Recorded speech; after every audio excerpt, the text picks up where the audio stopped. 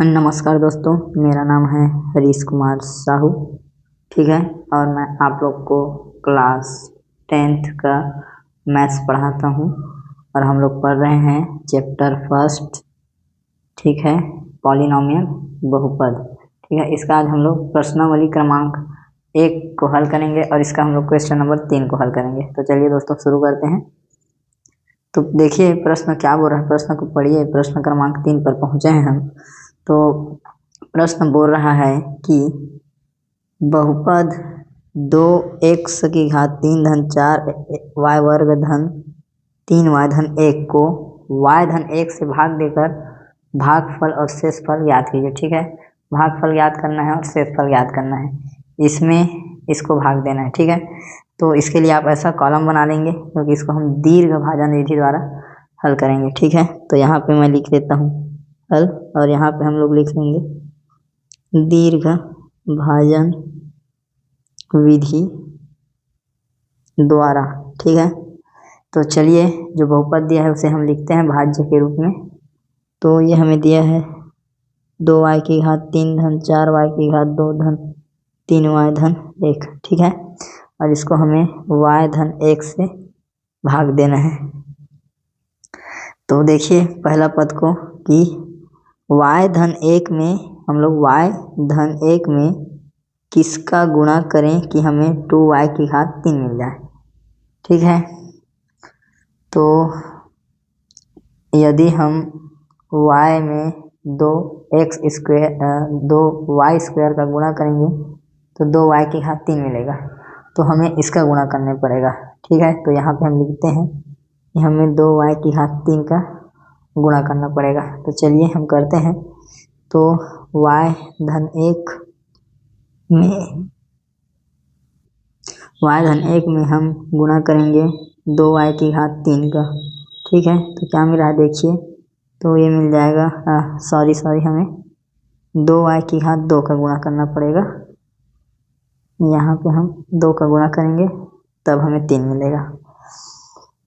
तो चलिए और पहले y का गुणा हो जाएगा 2y स्क्वायर से, फिर 1 का गुणा हो जाएगा 2y स्क्वायर से, तो ये हो गया 2y की घात 3 और फिर ये हो गया 2y वर्ग। तो ये मिला, इसको लिखते हैं यहाँ क्या मिला, 2y की घात 3 मिला धन 2y वर्ग मिला।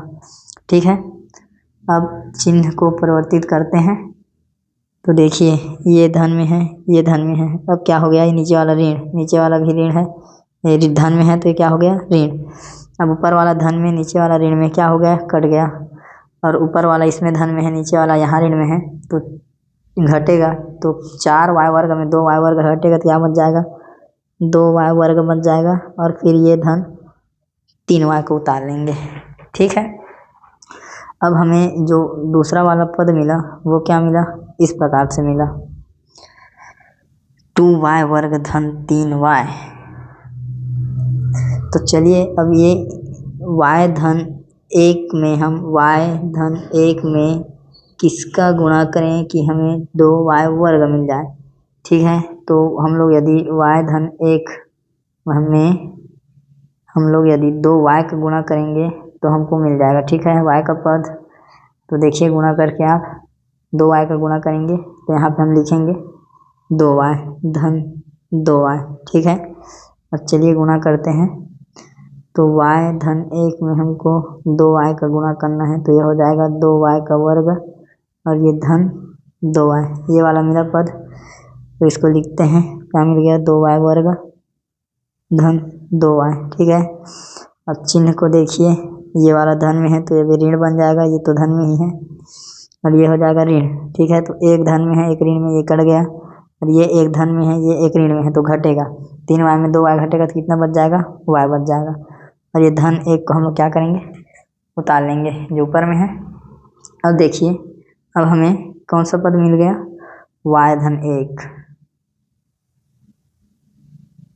अब y धन 1 में किसका गुणा करें कि y धन 1 मिल जाए। ठीक है, या y तो 1 का गुणा करेंगे तो y मिल जाएगा, तो हम लोग क्या करेंगे, हम लोग 1 का गुणा करेंगे तो यहाँ पे हम लोग लिख देंगे +1। ठीक है, और y धन 1 में जब 1 का गुणा करोगे तो वही मिलेगा y धन 1, ठीक है। तो 1 का गुणा किए तो क्या मिला हमको, y धन 1, ठीक। और ये धन में है, ये ऋण हो गया, ये धन में तो ये ऋण हो गया, एक धन एक ऋण कट गया, एक धन एक ऋण कट गया, ठीक है। तो हमें शेषफल क्या मिला, यहाँ पे शेषफल मिला हमको 0, ठीक।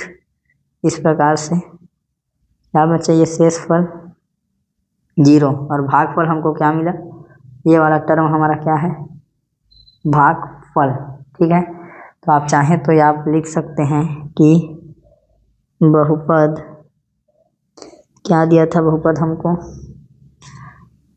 2y³ + 4y² + 3y + 1 में किसका भाग किए हम लोग, y + 1 का भाग देने पर भागफल क्या मिला हमको, ये मिला 2y² धन 2y धन 1 और शेषफल 0 मिला, ठीक है दोस्तों। इस प्रकार से आपका प्रश्न हल हुआ। उम्मीद करता हूँ आपको समझ में आया होगा, ठीक है। तो बहुत बहुत आपको धन्यवाद वीडियो को देखने के लिए। चैनल को लाइक करिए, सब्सक्राइब करिए, ज़्यादा से ज़्यादा शेयर करिए। तो ठीक है दोस्तों, मिलते हैं हम नेक्स्ट क्वेश्चन में, तब तक के लिए जय हिंद, वंदे मातरम।